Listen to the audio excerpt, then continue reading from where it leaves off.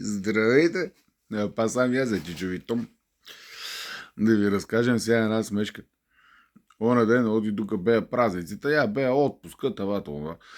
И седа и си работа нещо по кащи. Това, бормашина си, главно винтоверче. Айде, не е бормашина, не е толкова много сериозно, но винтоверченето малко това. И съм фанал тук на една дървения. Знам как ще ви прозвучи.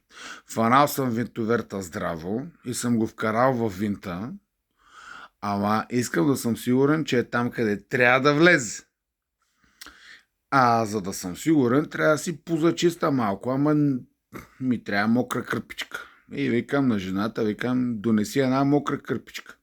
Да зачиста малко тук, да може да влезе винт. Да съм сигурен къде ще влезе. И идва она и ми носи целият пакет. Явно по навик.